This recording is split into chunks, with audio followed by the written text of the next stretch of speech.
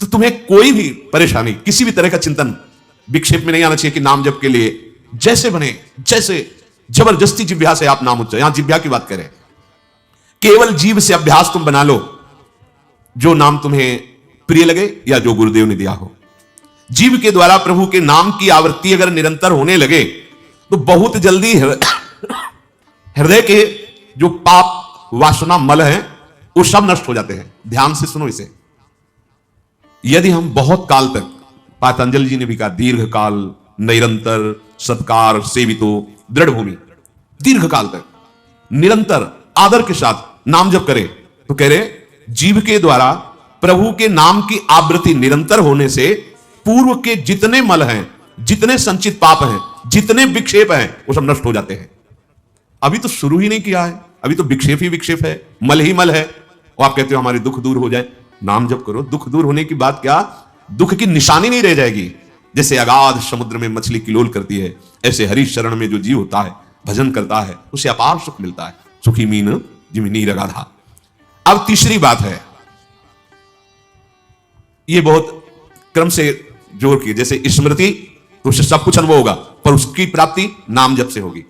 अब नाम जप में हमारी रुचि, नाम जप में हमारी भावना पुष्ट हो, उसके लिए कह रहे हैं तीसरी बात बहुत आवश्यक है, भगवान की कृपा पर पूर्ण विश्वास होना। ये तीसरी जो बात है, ये बहुत जोर की बात है, कृपा पर विश्वास हो जाना। भगवान हम पर कृपा किए हैं और उनकी कृपा से हमको निश्चित भगवत प्राप्ति होगी। कई बार विश्वास की, कृपा की चर्चा हुई है। यह तीसरी बात बहुत आवश्यक है उपासक के हृदय में। भगवान के कृपा बल से अब मुझे निश्चित भगवत प्राप्ति होगी, इसमें कोई संदेह नहीं है। देखो, पहली बात, स्मृति से सब कुछ प्राप्त हो जाएगा, पर बड़ा कठिन है, क्योंकि स्मृति तो हमारी जगत के भोगों की चल रही, संसार की, देह की। तो बोले नाम जप जो है वो आपकी स्मृति को जागृत कर देगा। जितना आप अधिक नाम जप करेंगे, आपके पाप सब नष्ट हो जाएंगे। तो नाम जप में भी बराबर तो हिम्मत नहीं पड़ रही, आध घंटा थोड़ा समय नाम जप, कोई साधु महात्मा एकांतवास करके 24 घंटे प्रयासरत, उनकी बात हो सकती है। हमें तो जब मिला समय तब भले नाम, अब इतना अभ्यास नहीं। तो बोले निरंतर नाम जप और स्मृति दोनों को जागृत करने की सामर्थ्य तीसरी बात में है। भगवान की हम पर बहुत कृपा है। भागवत में भी एक जगह कहा है कि जो भगवान की कृपा का अनुभव करते हुए प्रारब्ध के अनुसार दुख सुख आता है, उसे भोग लेता है, शिकायत नहीं करता, उसमें विचलित नहीं होता है, और हर समय भगवान की कृपा का, हमारे ऊपर बहुत कृपा है, तत्ते अनुकंपा, ये श्लोक ऐसा है। उसे भगवत प्राप्ति ऐसे हो जाती है जैसे पिता की संपत्ति पर पुत्र का अधिकार स्वयं हो जाता है। ऐसे हर समय भगवान की कृपा का अनुभव करना, बड़ी कृपा है हमारे ऊपर। जो दुख सुख आवे उसे सह लेता है, भगवत चिंतन, वो निश्चित भगवत प्राप्त हो जाता है। तीसरी बात हृदय में बैठा ली कि भगवान की कृपा बल पर भगवत प्राप्ति बिल्कुल निश्चित हो गई मेरी। ये मानने में क्या जाता है तुम्हें? तो आप कहते हो कि हमारे अंदर तो विकार है, अभी भजन नहीं। भगवान की कृपा बल की बात कर रहे हैं। पहली स्मृति, दूसरी नाम जप, तीसरी बात करें कृपा बल पर। उनकी कृपा से क्या नहीं हो सकता? कहो कृपा ते कहा ना हुई। अरे वो मुख से वेद पढ़वा दे, लूले लंगड़े से सुमेर पर्वत फंदवा दे, छोटे सांप के बच्चा से गरुड़ को खा जाए। भगवान भगवान। तीसरी बात बहुत जोर की है, जिसमें दोनों बातें आ जाएंगी, निरंतर नाम जप और भगवत स्मृति भी आ जाएगी। प्रभु के कृपा बल से प्रभु की प्राप्ति में अब कोई संशय नहीं है। ये भी सुबह कहा था जो साथ के पास, ये तुम चिंता मत करो, बस जो हम कह रहे हैं निषेधात्मक जो बातें, उनको तुम मत करना, तुम पड़े रहोगे तो भगवत प्राप्ति हो जाएगी। क्योंकि हम हैं किनके? श्री जी के।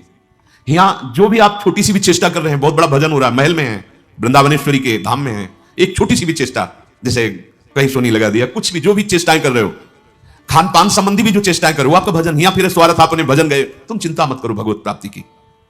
ये हम केवल निज जनों से नहीं, माइक से कहें कई बार कि आप सबको निश्चित भगवत प्राप्ति होनी, इसीलिए प्रभु ने धाम बुलाया, सत्संग सुनाया। अगर प्रभु को अपनी प्राप्ति न कराना होता तो संयोग क्यों देते? हम फंसे होते माया प्रपंच में। तो तीसरी बात कि अब हमें कोई संशय नहीं, मेरे को भगवत प्राप्ति निश्चित होगी, क्योंकि मुझे भरोसा है श्री जी का, मुझे भरोसा है वृंदावन का, मुझे भरोसा है आचार्य और गुरु का। अब ये बातें हमें डर पाओ मत। हाँ, हमारी कमजोरी है, हम अभ्यास कर रहे हैं भजन का, पर अब मुझे ये नर्क स्वर्ग अपवर्ग आस नहीं, ये आ गया भरोसे से, ये कृपा का भरोसा हुआ तो बात आ गई। मानो भगवान की प्राप्ति बस मेरे को हो ही गई, ऐसे रोज सोचना है। हे महापुरुषों के वचन है। तीसरी बात बहुत जोर की है, नाम जप और भगवत स्मृति इसी में आ जाएगी, क्योंकि भगवान की कृपा से सब कुछ हो जाता है। मुझे इस जन्म में भगवत प्राप्ति पक्का होगी भगवान की कृपा बल से, प्रियाजू की कृपा से। अब मुझे ऐसी भावना करनी कि बहुत जल्दी भगवत प्राप्ति मेरे में अब अनुभव हो रहा है कि प्रियालाल की कृपा बढ़ रही है, विकार क्षीण हो रहे हैं, भाव बढ़ता जा रहा है, मुझे बहुत जल्दी भगवत प्राप्ति, ये सोचना है। जब हम गंगा किनारे भ्रमण कर रहे थे तो एक लाल जी योगी नाम के महात्मा थे, तो रात्रि में, प्राय संत जन रात्रि में जगते हैं, तो उनसे मिलने गए, तो रेत में ऐसे कपड़े का वो तंबू उसी में थे। उन्होंने कहा देखो तुम्हें जो बनना है वो सोचो, जो सोचोगे वही बन जाओगे। तो छोटी सी डायरी रखते थे, लिखा उसी समय, आज भी वो लिखी रखी, जो तुम्हें बनना है वो सोचो, वैसा सोचो, जैसा सोचोगे वैसा तुम बन जाओगे। सोचो, भगवान की हम पर बहुत कृपा है, हमारे अंदर दैवी संपदा बढ़ रही है, विकार धीरे धीरे क्षीण हो रहे हैं, मतलब मुझे प्रभु मिलने वाले हैं, मुझे प्रभु मिलने वाले। आप देखो इसका प्रभाव देखो, प्रभु की कृपा से अवश्य अवश्य अवश्य मुझे भगवत प्राप्ति होगी। बस अब तो भगवत प्राप्ति होगी ही, क्योंकि प्रभु की कृपा है। ये शब्द पकड़ो, अंदर तुम्हारे अंदर अपने में कोई बल नहीं, अपने में कोई साधना नहीं, पर यहां कृपा की बात है, भगवत कृपा बल। अपनी असमर्थता, बहुत अमृत में वचन है, अपनी असमर्थता, अपनी अयोग्यता, अपना अनाधिकारपन, ये है क्या? मैं अधिकारी नहीं हूं भगवत प्राप्ति का, मैं योग्य नहीं हूं भगवत प्राप्ति, मेरे में कोई सामर्थ्य नहीं, ये है। पर भगवान की कृपा से मुझे इतना विश्वास हो गया कि मुझे भगवत प्राप्ति होगी। अब क्या समस्या है? देखो बहुत आनंद की बात है, मुझे भगवत प्राप्ति होगी भगवान की कृपा से, श्री जी की कृपा से। यह शब्द इतना असीम प्रभावशाली है कि आप जो ही ये बात हृदय पे लाएंगे तो आपके सारे दोष, विकार, विघ्न, अड़चने, बाधाएं ये नष्ट होती चली जाएंगी। ये देखो महापुरुषों के अनुभव होते हैं। मत चित्ता सर्वदुर्गाणि मत प्रसादात तरिष्यति, भगवान कह रहे मत चित्ता सर्वदुर्गाणि मत प्रसादात तरिष्यति। सारे के सारे विघ्न, सारे के सारे दोष, सारे की सारी भगवत प्राप्ति में जो अड़चने हैं वो भगवान की कृपा प्रसाद से नष्ट हो जाएंगी और मुझे भगवत प्राप्ति होगी। मत चित्ता सर्वदुर्गाणि मत प्रसादात, साधन प्रसादात नहीं कह रहे हैं, समझो, मत प्रसादात तरिष्यति, तू तर जाएगा मेरी कृपा से। यह मेरे प्रभु की घोषणा है कि मेरे प्रसाद से, मेरे अनुग्रह से तुम्हारे सारे विघ्न नष्ट हो जाएंगे और तुम त्रिगुणात्मिका माया को लांघ करके मेरे को प्राप्त कर लोगे। बस मेरी कृपा पर विश्वास करो, मेरी कृपा पर मत चित्त बन जाओ, अपने चित्त को मेरे में अर्पित कर दिया। प्रभु की कृपा का भरोसा इतनी जल्दी दिव्य सद्गुण लाता है, यह पक्की बात है।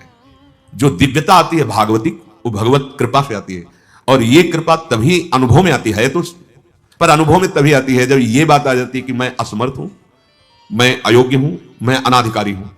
पर भगवान की कृपा है, प्रभु की कृपा है हम पर, अब मुझे निश्चित भगवत प्राप्ति होगी। ये तीन बातें जीवन में आना बड़ा कठिन होता है, असमर्थ हूं, अयोग्य हूं, अनाधिकारी हूं। जब ये बात आ जाएगी ना तो त्रणादपि सुनी चिन्ह अपने आप आ जाएगा, अपने आप पूरा सूत्र भागवती उतर जाएगा, क्योंकि मैं अनाधिकारी हूं, मैं योग्य नहीं हूं। पर भगवान कृपा का यह है कि उनके नाम, उनके रूप, उनके धाम, उनकी लीला की तरफ ये हृदय जा रहा है, वो अपनी तरफ घसीट रहे, पर मैं अनाधिकारी हूं। इससे क्या होगा? अहम खत्म हुआ, दैन्यता जागृत हुई, और भगवत आश्रय होने से हम जिसका आश्रय लेते हैं उसका प्रभाव होता है। जैसे अभी हम शरीर का आश्रय लिए हैं, तो देख लो हालत क्या की हुई है। ये शरीर, ये संसार विषम का आ गया है। देखो कैसी हृदय की जलन, अशांति, भोग, वासनाएं, ये सब किसके आश्रय से? शरीर आश्रय से। अभी भगवत आश्रय, अंदर से भगवत आश्रय, अंदर की बात है। यहां मैं अनाधिकारी हूं, योग्यता मेरे में नहीं है, मैं किसी योग्य नहीं हूं, पर प्रभु की कृपा हम पर है, निश्चित मुझे भगवत प्राप्ति होगी। कह रहे इसका इतना बड़ा प्रभाव है कि इसमें जो सामर्थ्य जागृत होती है, भागवतिक सद्गुण जागृत होती है, वो किसी साधना से नहीं, इससे बढ़कर कोई दूसरा उपाय नहीं है। विश्वास भगवत कृपा पर। तुलसीदास जी भी महाराज कहते हैं कि वस्तुतः मेरे में कुछ नहीं है, पर है तुलसी प्रतीत एक प्रभु मूर्ति कृपामयी है। मेरे में ऐसा कोई सद्गुण नहीं कि मैं अपने प्रभु को रिझा सकूं, पर यह विश्वास है कि मेरे प्रभु कृपा में है, कृपा मूर्ति है। अपने साधनों पर जो विश्वास करता है, अपनी जितेंद्रियता पर जो विश्वास करता है, वो गिर सकता है, लेकिन जिसको अपनी अयोग्यता का भान हो गया है और प्रभु का भरोसा हो गया है, उसे कोई नहीं गिरा पाएगा, पक्का। बच्चा बन जाओगे, अयोग्य हूं, पर आपका भरोसा, तो कोई प्रश्न नहीं आएगा जीवन में। अगर प्रश्न आता है तो आप वाणी से बच्चा कहते हो, लेकिन अंदर अहंकार है, वो अंतर्यामी सदगुरु जानता है। मोह मन कबहु तुम्हें ही ना लागो, ज्यों छल छाण स्वभाव निरंतर रहत विषय अनुरागो। अगर हम अपने साधन की बात करें तो वह अच्छा साधन तो विषय का कर रहा है मन। देखो हम कभी पद्मासन लगा के किसी विषय का ध्यान नहीं करते। बहुत सुंदर बात। मोह मन कबहु तुम्हें ही ना लागो, ज्यों छल छाणी स्वभाव निरंतर रहत विषय अनुरागो। भक्ति में तो छल कर रहा है लेकिन विषय चिंतन में छल नहीं कर रहा, ईमानदारी से सच्चाई से विषय चिंतन कर रहा है।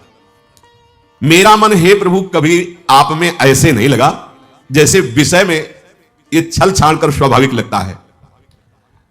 विषय में कभी किसी को मन लगाना नहीं पड़ता है।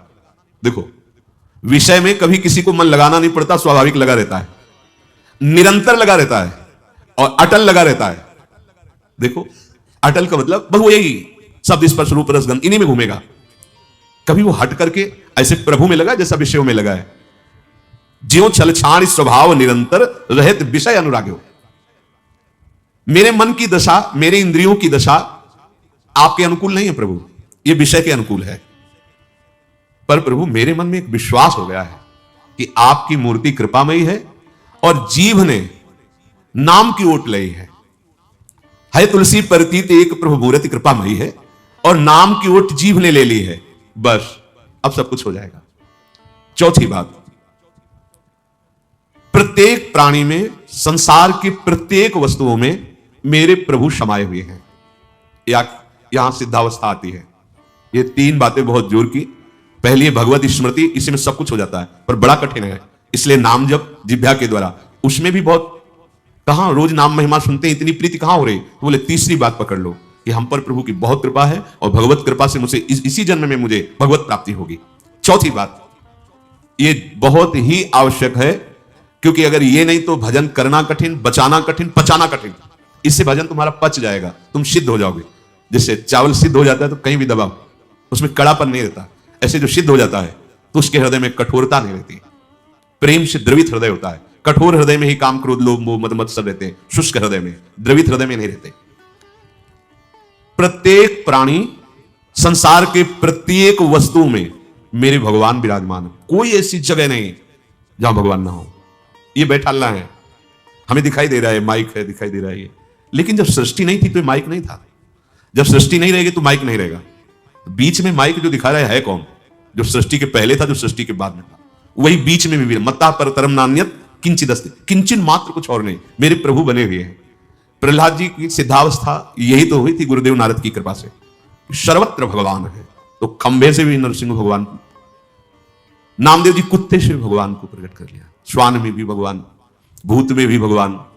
ये चौथी सिद्धावस्था है। उपासक को ये विचार हर समय रखना है कि हमारे सामने जो वस्तु है इस रूप में भगवान ही है, कुछ भी ऐसा नहीं, सब कुछ स्वयं भगवान बने हुए हैं। सच्ची बात है, वही बने हुए हैं। ये छुपा छुपी का खेल खेल रहे हैं, बस आपको पहचानना है। मैं फिर दोहरा के बात कहता हूं, आप इस बात को पकड़ लीजिए। आपके सामने कोई भी कार्य की वस्तु आए या व्यक्ति आए या दृश्य आए, आपको सबसे पहले उसमें भावना करनी है मेरे प्रभु विराजमान। जैसे हरिवंश महाप्रभु क्रूर है, पापी है, दुष्ट है, संभाषण योग्य भी नहीं, और उसके हृदय में राधा वल्लभ लाल है, भावना को, ये बहुत जल्दी काम बन जाने वाली बात है। मानो आप गृहस्थ में, आपका लड़का सामने आया, आपकी पत्नी सामने आए, आपके कोई मित्र सामने आए, आपको पहले याद करना है इनके हृदय में राधा वल्लभ लाल विराजमान। वस्तुता वही है पूरे, पर हमें पहली भावना करनी है। वृक्ष सामने, वृक्ष तो है पर इस वृक्ष के अंदर प्रभु है। अगर प्रभु ना होते तो इसकी सत्ता ही नहीं है, प्रभु विराजमान है। अब मेरे इष्ट देव इसके हृदय में विराजमान है, पर मुझे जो स्वांग करने को मिला है पिता का, पुत्र का, जो भी, बिल्कुल स्वांग वैसे ही करना है। अगर मालिक का स्वांग करना है तो हम नौकर से बर्ताव वैसे ही करेंगे, जैसे पुत्र से बर्ताव, पत्नी से बर्ताव, पर अंदर भाव देखना है मेरे प्रभु इसके हृदय में विराजमान है, मुझे ये सेवा दी है। आपका यदि स्वांग सही निकला, देखो स्वांग सही निकलने का मतलब आप में ये कभी भाव नहीं आना चाहिए कि मैं पिता हूं, पिता का स्वांग कर रहा हूं, सामने आराध्य देव पुत्र के रूप में, तो डांटना भी वो पूजा हो जाएगी भगवान की। महाप्रभु चैतन्य देव जी के पिताश्री को स्वप्न में एक दिन एक दिव्य महापुरुष प्रकट होकर बोले कि तुम निमाई को डांट रहे थे, पता है वो कौन है? डांटना ठीक नहीं। तो उन्होंने कहा देखो प्रभु आप कौन है तो मुझे पता नहीं, पर हमारे पुत्र रूप में वो आए हैं, तो अभी तो डांटा, अगर आवश्यकता पड़ी तो चपत भी लगाएंगे, क्योंकि ये सौभाग्य देने के लिए प्रभु आए हैं। तो हमें जो स्वांग मिला है वो तो कर रहे हैं, पर सामने देखना है कि गुरु का स्वांग दिया है, पर स्वयं जगत गुरु सामने से रूप में बैठे हैं। पुत्र, पत्नी, परिवार, व्यवहार, मेरे प्रभु इन रूपों में विराजमान है। तो सच्ची मानिए, ये 4 बातें यदि आप अपने जीवन में ले आए तो भगवत प्राप्ति तो एक ही बात में हो जाएगी, किसी एक बात में। चारों में इतनी सामर्थ्य है, किसी एक में यदि आपकी स्मृति निरंतर तो भगवत प्राप्ति, नाम निरंतर जब तो भगवत प्राप्ति, और दृढ़ विश्वास किसी जन्म में मेरे को भगवत प्राप्ति हो जाएगी भगवत कृपा से, तो भगवत प्राप्ति, और सब में भगवान की भावना तो भगवत प्राप्ति। और जिसमें चारों ये पूर्ण हो गई तो सिद्ध महापुरुष हो जाता है। जीवन की परम सार्थकता इसी जन्म में भगवत प्राप्ति हो जाती है।